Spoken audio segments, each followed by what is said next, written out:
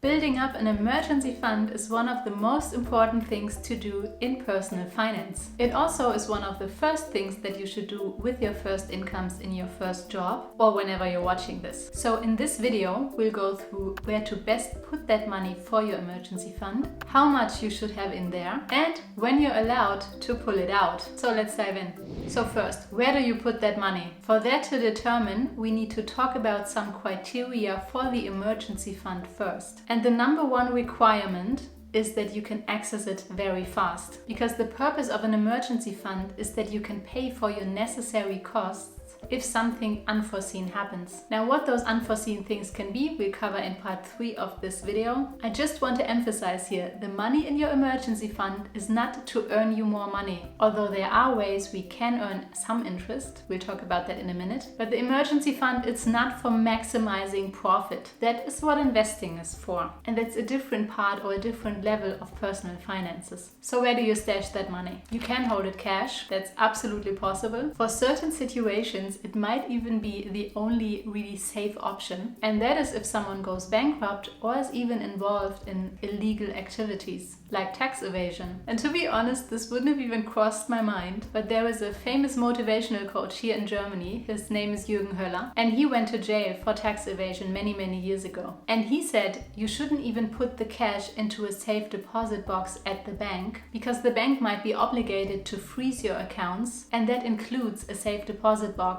that is on their property. So to have a bit of cash at home might really save you here. Either way, you need to put it into a safe place. That means where it is safe from other people and where it's also safe from external influences like fire or water. So you might consider to put it in a safe or into some other fire and waterproof box. The only thing that might get complicated is that nowadays it can be difficult to pay certain things in cash. And that brings us to our next option, the checking account. So for your emergency fund, you can just use another checking account like you already use for your daily expenses. But it's very important that you don't use the same one. You need to segregate where you spend from and where you save. So when this checking account comes with a debit card or a credit card, don't carry it with you all the time. Don't put it in your purse. Keep it at home, somewhere safe, somewhere hidden, and only take it out for the emergencies. And the third option is to put that money into a high interest savings account or a money market account. Now, in most cases, both of these accounts allow you to withdraw the money immediately if you need it. But at the same time, they pay you interest rates for depositing your money there. That makes this the preferable choice to store your money. So it gives you a nice passive income and maybe even grows this little fund a little faster. Please remember, when you go looking for one, only choose it if you can immediately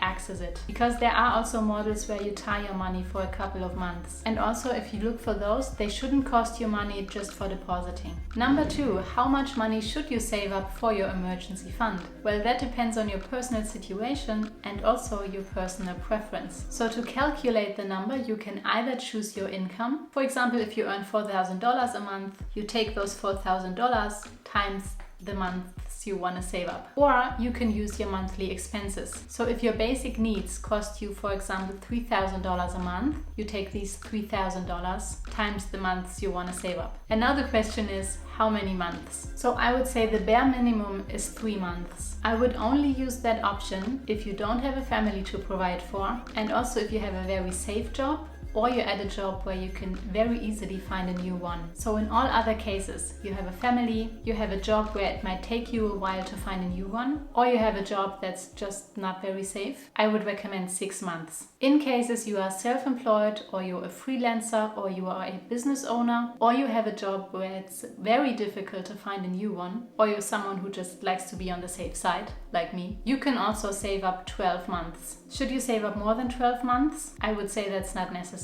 Except maybe when you're actively planning to take a gap year of traveling or doing nothing. But even in this case, I wouldn't save up for it in the emergency fund because it's something predictable. So I would save for this separately from the emergency fund. And then also check once a year if your emergency fund still meets your needs. Adjust if your circumstances changed. Maybe you moved and now your costs are higher. Maybe you got a raise. Maybe you have a family now. Or your firm is having difficulties and you're not sure what's going to happen. Those are good moments to think about leveling up your emergency fund. And question number 3 is when to actually pull the money out. Now, the emergency fund is called that because it's for emergencies. So the summer sale of your favorite brand doesn't count here. I would like for you to set some rules for yourself to when to actually touch that money. And you can make a list, just write it down. Examples would be unexpected unemployment. So in this case, you can still pay for housing and for food and for transportation and for the minimum needed clothes. It can also be unforeseen medical expenses. Now, if you can foresee it, for example, if you have an insurance and there is a deductible so that the insurance only covers over X $100, then add that on top of your emergency account. Or also for major car or home fixes. Again here, if you can foresee it, then plan. If your car is already 20 years old or there is this one thing in your home that